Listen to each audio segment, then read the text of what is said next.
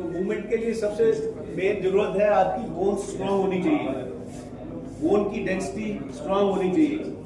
सबसे पहले चीज ये है कि बोन डेंसिटी है क्या। जैसे मधुमक्खी का छत्ता है, उसके बीच में छेद होते हैं, इस तरह से बोन का स्ट्रक्चर है।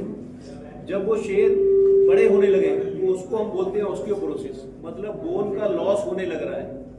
जिस तरह से जैसे जैसे लाइफ बढ़ती है, बोन की जो बनने की क्षमता है वो कम होने लगती है और बोन के डैमेज होने की क्षमता जो है कैटाबोलिक प्रोसेस वो ज्यादा होने लगता है। तो इसी को हम बोलते हैं ऑस्टियोपोरोसिस, मतलब बोन की जो स्ट्रेंथ है वो कम हो रही है। तो सबसे पहले जो अवेयरनेस के लिए 1996 में ये world osteoporosis day United kingdom से शुरू हुआ। तो 99 से पूरी दुनिया में इसको अवेयरनेस के तौर पे ऑस्टियोपोरोसिस डे इसको मनाया जाता है। इसका मकसद यही है कि पब्लिक में जागरूकता जाए कि हमारी बोन की डेंसिटी को हम कैसे इम्प्रूव कर सकते हैं।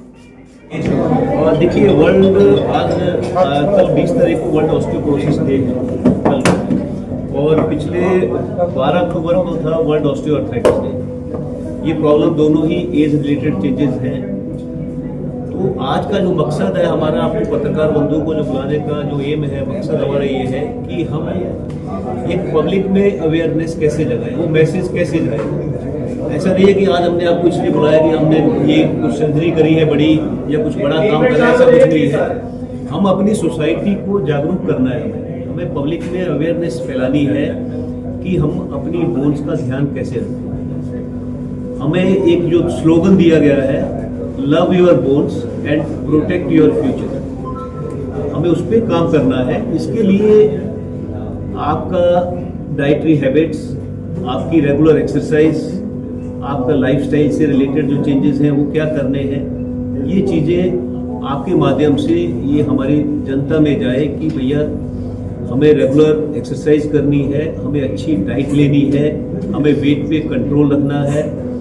और जिन पेशेंट्स को हल्का सा घर में जो 50 प्लस के एज के ऊपर के हैं, जो हल्का सा गिरने से फ्रैक्चर हो जाता है, उसको हम बोलते हैं ऑस्टियोपोरोटिक फ्रैक्चर। उनको कैसे उनका विशेष ध्यान रखना है। जो ज़्यादा ओल्ड एज है, 70 प्लस है, घर में कोई जैसे चटाई बिछी है नीचे, उसमें पैर ना फंस जाए उनका, और जैसे चार्जर की कोई बिजली की तार की लीड है, आप वो लगाते हैं, पैर फंसे, कोई रस्सी है, उन सब चीज़ों का उसमें पब्लिक के लिए अवेयरनेस रखनी है।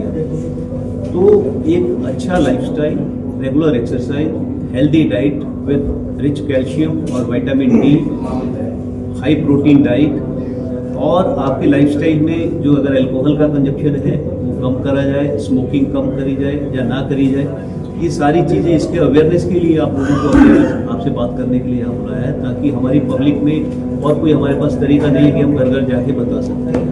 सर मतलब ऑस्टियोपोरोसिस उस चीज़ को कहा जा सकता है जो मल्टीपल फ्रैक्चर्स होते हैं? नहीं, ऑस्टियोपोरोसिस बेसिकली क्या है कि देखिए जब हमारी बोन में जो बच्चा जिससे पैदा होता है, धीरे धीरे उसकी ग्रोथ होती है, तो बोन में डिपॉजिट होता है कैल्शियम हो गया, एक बोन मैट्रिक्स बनता है, उसमें कितनी स्ट्रेंथ है। जैसे एक आप लकड़ी रखे एक तो फ्रेश है, उसको तोड़ने में आपको दिक्कत होगी, आपने रखी हुई है पुरानी चीज हो गई है, उसको तोड़ने में क्योंकि वो सॉफ्ट हो जाती है, वो टूट जाएगी। अगर आप देखिए पुरानी जिसमें लकड़ी में दीमक लग गई या कुछ होता है, सेम उस तरह से हमारी जो बोन का फॉर्मेशन है वो 20 ईयर्स की एज तक वो बोन की जो एनाबॉलिक प्रोसेस है वो ज़्यादा है, बनने की क्षमता ज़्यादा है, और जो कम होने की क्षमता है उसको बोन टर्नओवर बोलते हैं। कैटाबॉलिक एक्टिविटी वो कम है, तो हमारा शरीर बनता है, बोन स्ट्रांग होती है।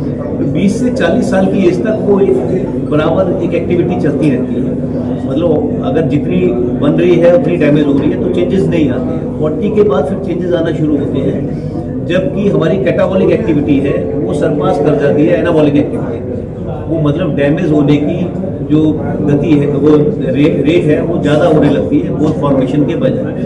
तो बोन क्या होगा, धीरे धीरे बोन वीक होने लगेगी, पोरस बोन होने लगेगी, ऑस्टियोपोरोसिस। तो इसीलिए हम इसको ऑस्टियोपोरोसिस को साइलेंट थीफ बोल रहे हैं। वो धीरे धीरे चुरा रहा है आपसे, आपकी बोन की जो ताकत है वो कम होती रहती है, मतलब बोन के घनत्व को, डेंसिटी को अगर वो कम हो तो उसको हम बोलते हैं ऑस्टियोपोरोसिस। सर इसमें ये भी कहा जा सकता है कि जैसे एज बढ़ने पर मस्कुलर पेन होता है, लोगों के दिमाग में ये होता है कि शायद उनको अंदर नसों का पेन है तो वो ज्यादातर न्यूरोलॉजिस्ट के पास जाते हैं। नहीं, ये बीमारी ऑस्टियोपोरोसिस भी हो सकती है। ये सारी देखिए एजिंग प्रोसेस है। जैसे हमारी बोन वीक हो रही है, उसके साथ साथ नसें भी आपकी कमजोर होंगी, मसल्स भी वीक होंगी, हार्ट की एक्टिविटी को कम होगी। उसी तरह से आपकी बॉडी में ये सारे चेंजेस आते हैं। जिन पेशेंट्स को ऑस्टियोपोरोटिक फ्रैक्चर होते हैं, हिप का फ्रैक्चर हो गया, उसमें 30% पेशेंट विद उनकी आगे जो लाइफ एक्सपेक्टेंसी होती है 30% की 1 ईयर तक रहती है।